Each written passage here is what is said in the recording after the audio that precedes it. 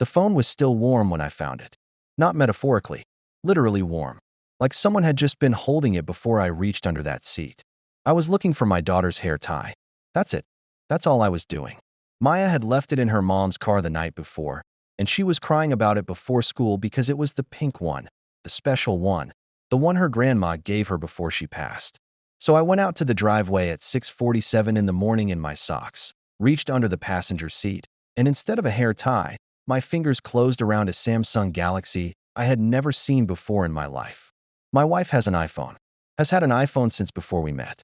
She makes jokes about Android users. She once returned a gift because it was an Apple. This was a Samsung. I stood up slowly.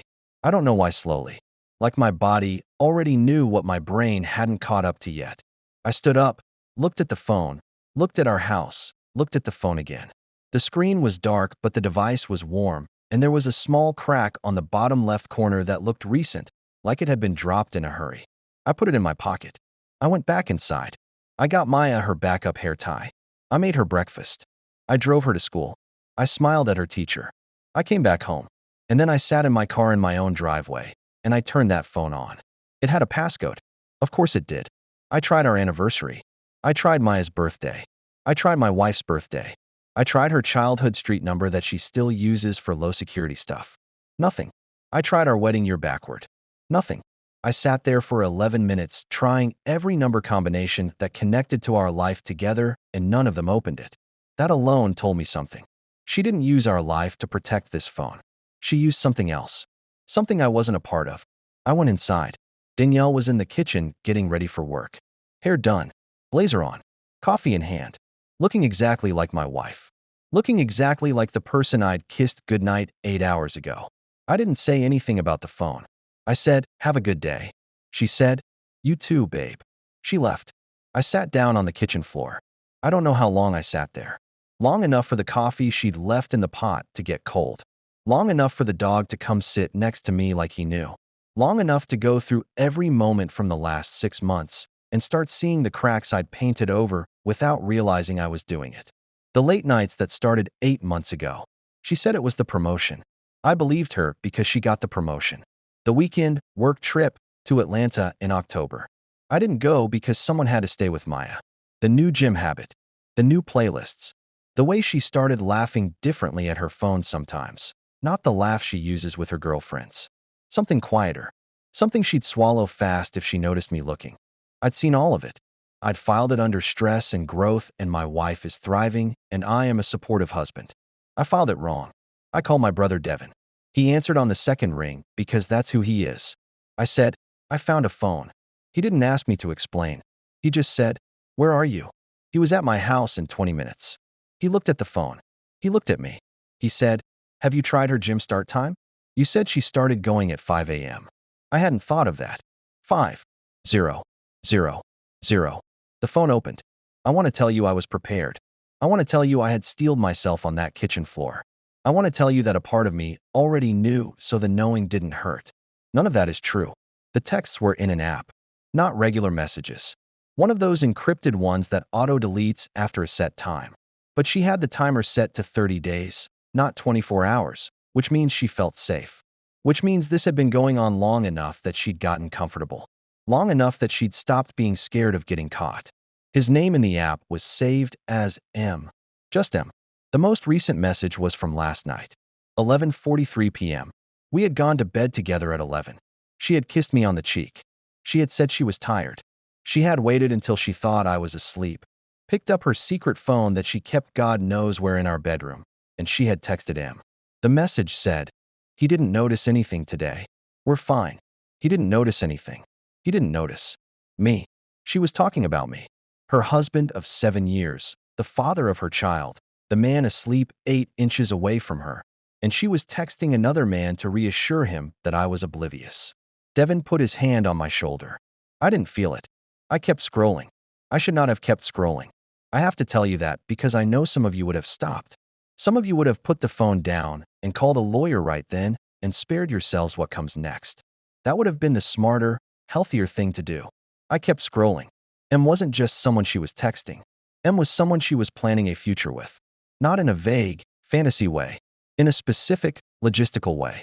There were conversations about timelines, about how long she needed to prepare Maya, about what she'd tell her parents, about an apartment he was looking at, about how she felt like she'd been living a double life, and she was tired, and she loved him, and she was sorry she'd let it go this far without being honest, but she wasn't ready yet. She wasn't ready yet. 7 years. A daughter together. A mortgage together. A dog we'd named together at the shelter on a Sunday afternoon because he looked like a Max, and we both said it at the same time and laughed. All of that. And she had been having a whole internal conversation about ending it, and she hadn't once, not once, brought that conversation to me. She hadn't given me a single chance to fight for us. She'd just started building the exit. There was one more text that I need to tell you about because it's the one that changed something permanent in me. Em had asked her, about 2 months ago, "Does he make you happy?" And she had typed back, not after a long pause, not after thinking about it. You can see the timestamps on these things. She had typed back in under a minute. "He's a good dad." That's what she said. He's a good dad. Not yes. Not no. Not it's complicated. She reduced 7 years of my life, 7 years of showing up, of building something, of choosing her every single morning, down to a parenting assessment. I was not her husband in that answer. I was not her partner. I was not even a person she had complicated feelings about. I was a parenting credential. Devin had to take the phone out of my hands.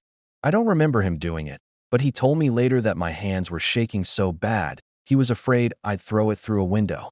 He sat down across from me at our kitchen table, the table Danielle and I had picked out together at a flea market 3 years ago because we liked the scratches on it. We said it had character, and he looked at me and he said, "What do you want to do? Not what should you do. Not here's what you do." He asked me what I wanted. I said, "I want to not know what I know." He said, "I know." I said, "What do I do with Maya?" And that was when I actually cried. Not about me. About my kid. About the 5-year-old who had no idea that while she was sleeping last night, her family was already something different than she thought it was. Devin let me sit in it. He didn't try to fix it. He just stayed. That's the thing about having a good brother. He stayed. At some point, I wiped my face. I drank some water. I made a decision. I was not going to confront Danielle that night. I know that might sound strange. But here's the thing. I needed to know more before I blew everything up. Not because I was hoping to be wrong. There was no being wrong at this point. But because I have a daughter, and when this conversation happened it was going to reshape her entire childhood, and I needed to walk into it with more than shock and a hidden phone. I needed to know who Em was. So I did something that I'm not entirely proud of, but I'm not ashamed of either. I went back through that phone. I went back 30 days worth of messages. I took notes. I looked for a full name. I looked for details. His name was Marcus. He worked in her building. Not her department, but her building. He had started at the company 14 months ago. The timeline meant that the close friendship Danielle had mentioned about a work colleague about a year back, the one she'd mentioned casually twice and I had filed away without concern, was not a friendship. It had never been a friendship. I Googled his name and the company. He was on the staff page. He was 34. He looked like a LinkedIn profile. He looked like a person who was completely unaware that I existed or that he was sitting in my kitchen right now, even though he wasn't actually there at all. I put the phone in my jacket pocket. I went and picked Maya up from school. She talked the whole ride home about a girl in her class named Priya who could do a cartwheel and had promised to teach her, and could we get a trampoline, because Priya had a trampoline. I said maybe. She accepted that the way 5-year-olds accept maybe when they're still optimistic about the world. I made her dinner. Mac and cheese with the little hot dog pieces because that's the one she loves. I sat across from her and I watched her eat, and I thought, this is the last normal dinner. Not because I was going to do something dramatic tonight, but because I knew something now that meant nothing could technically be normal again, even when it looked normal. The knowledge had changed the temperature of everything. Danielle came home at 6:30. She kissed Maya on the head. She put her bag down on the chair by the door. I noticed she kept it close. She always kept it close. I understood why now. She looked at me and said she was exhausted and asked how my day was. I said fine. She nodded and went to change her clothes. I stood in the kitchen and I breathed. We did bedtime together like we always did. We read Maya, a chapter of her book. We tucked her in. We both said goodnight. We both kissed her forehead. We left her room and we walked down the hallway side by side like a normal couple, and I thought, how many times has she done this exact walk down this exact hallway? and then checked her secret phone the moment she thought I wasn't looking. We sat on the couch. She put on something on Netflix, something she'd seen before. She wasn't really watching it. I watched her instead. I watched her the way you watch someone when you're trying to reconcile two different people into one face. The woman I married, and the woman who had typed, "He's a good dad," in under a minute at 11:43 last night, while I was 8 inches away. They kept being the same face. That was the hardest part. She didn't look like a villain. She didn't look like a stranger. She looked like Danielle. She looked like the person I knew best in the world. And the person I knew best in the world had been living a parallel life and reducing me to a supporting character in it. At 9:15, I said, "I found the phone." She didn't ask what phone. That's how I knew she'd known this moment was coming. Not today specifically, but coming. She had known it was a matter of time. She had been waiting for this sentence for a while. She went very still. I said, "I read the texts." She said, "How did you get in?" And that destroyed me in a new way. Because her first question wasn't "I'm sorry." Wasn't "Please let me explain." Wasn't any instinct toward me at all. Her first question was operational. Her first question was security-focused. Her first question was about her own system being breached. I said, 5 zeros. "Your gym time. I know you. That's the tragedy of this whole thing, Danielle. I know you, and you've spent a year acting like I don't." She put her face in her hands. I said, "I know his name. I know how long. I know about the apartment he's looking at. I know about the timeline. I know that you were waiting until you were ready. I know you weren't going to give me the chance to know any of this directly from you." She was crying now. "I want you to know that I noticed, but it didn't touch me the way it would have yesterday. Yesterday, her crying would have made me move toward her immediately. Tonight, I just watched it and felt very far away." She said, "I didn't mean for it to happen like this." I said, "Like what? Like getting caught? Or like this situation existing at all?" She didn't answer. I said, "The text.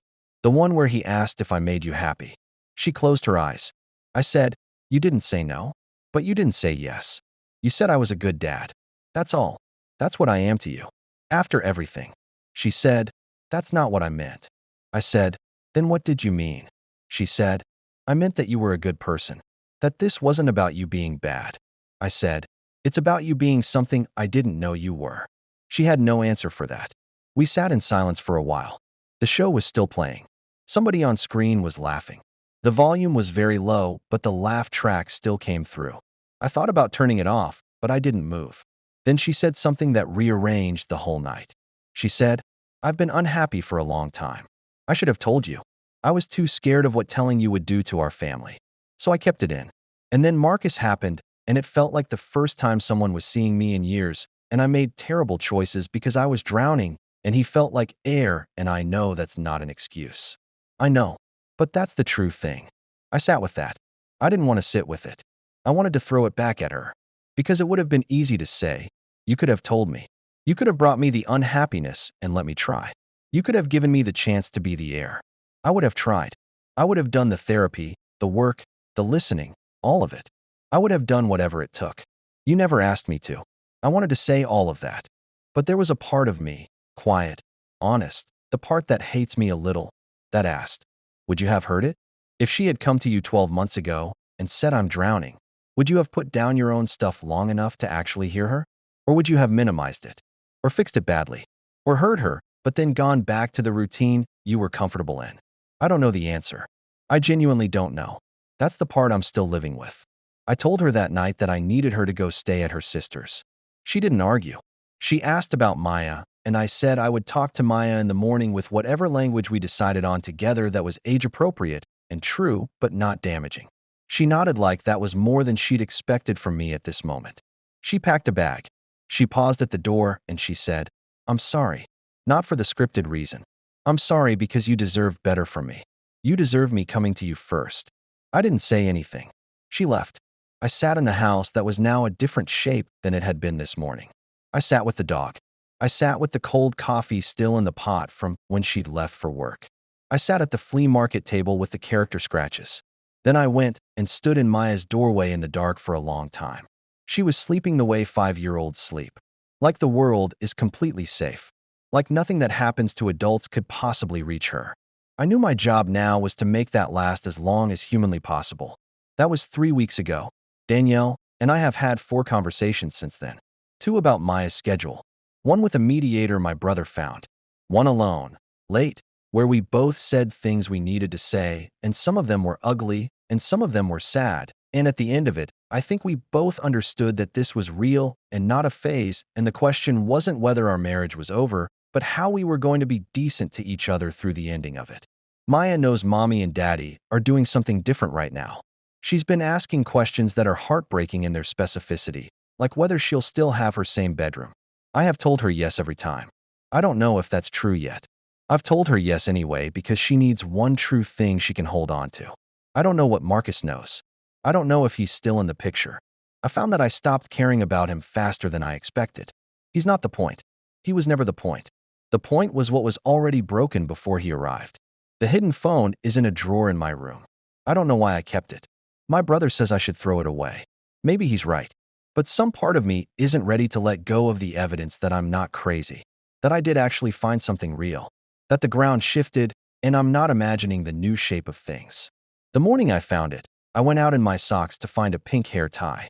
I found out instead that my life was going to be completely different than I thought it was. Maya got the hair tie back. It was in Danielle's purse. She gave it to her on the way out the morning. Everything changed. Maya wore it to school that day and came home happy. She didn't know that while she was at school, her dad was sitting on a kitchen floor trying to figure out who he was going to be now. I'm still figuring that out. But I'm figuring it out. And I'm here. And Maya still has her same bedroom. And the dog still sleeps at the foot of the bed. And some mornings I make coffee, and it's quiet in a way that hurts, and some mornings it's quiet in a way that feels like the beginning of something I can't name yet. I'll take both kinds of mornings. I don't have a choice anyway. Here's what I want to leave you with. She said she was too scared to come to me with the unhappiness. She said she'd been drowning. She said she made terrible choices because she was looking for air. And I have to sit with the part of me that wonders, if she had come to me, would I have been the kind of husband who listened? Or would I have been too comfortable, too routine, too settled into what I thought we were to actually hear her? I don't know. And that's the question I'll leave in the comments section of my own story. If the person you love tells you they're drowning, are you really listening? Or are you just waiting for them to stop talking so things can go back to normal? Drop your answer below. I'm reading every single one.